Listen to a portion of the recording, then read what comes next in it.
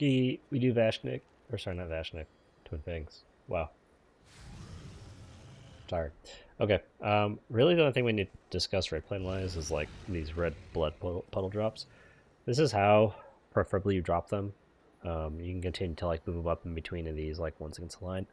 What you don't want to be doing is like dropping it in the center. That's Gigaban dropping it, in the center of anywhere. Drop it on the outer edges, not the inner edges of the arena. It's going to cause problems. So, as far as like the lines from the ads, just once you get it, stand still. Don't move anymore. Moving, if you have to move with, let's say you get this green line from one of these ads, and you are, let's just say, a ranged DPS. Let's say there's a wave or something coming at you and you do need to move. You need to move like up and down with your line, so that way your line stays here. What I don't want you to do is to move left and right so that your line pivots with you this way. It's just going to cause issues and get more stacks than what's required. Just a quick damage taken breakdown because this is kind of a little bit of a survivability check. Toxic Fumes is just constantly taking raid damage the entire fight. This is the dot. Coiling Ichor is the blood puddle. There is going to be a pre-spread call for this because it will splash into other people inside your circle, and that's just extra damage that we don't need to be taking. This is the soak that gets rid of one of these dots.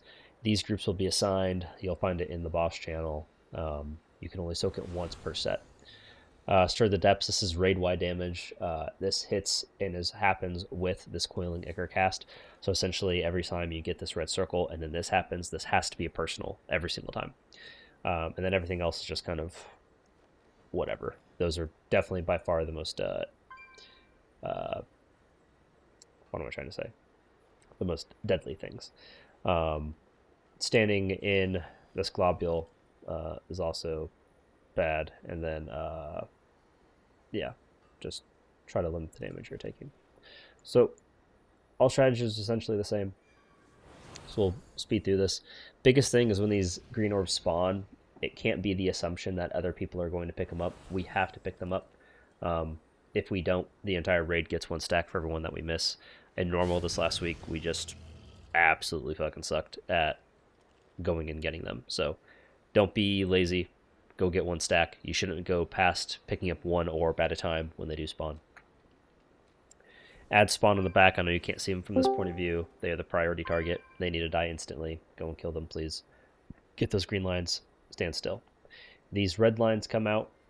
Kind of pre-spread as best we can. Melee, I know that's going to be a little toxic for you, but do what you can. Drop them on the outer edges of the room. Don't drop them in the center, so like where that Washi guy, when he turns his camera here, where he's dropping it at, I'll try to pause it here when he turns. Right there. Don't do that. That's bad. We don't want that.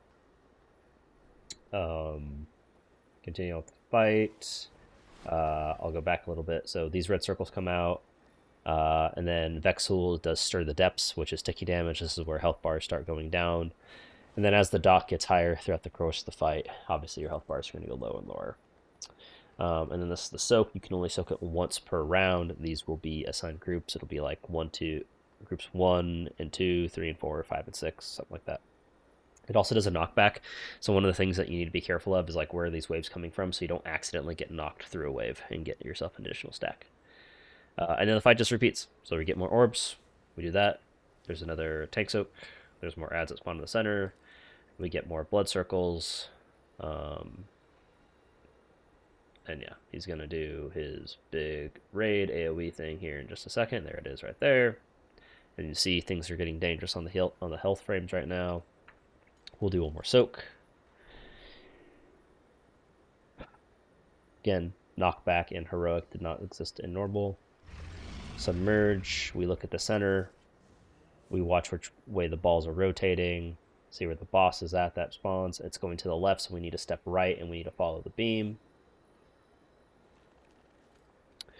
And then just dodge green waves. Standing in the red goo is fine. Getting hit by a wave is banned. Those are the rules. And we just repeat all the way through until we get the next submerge here.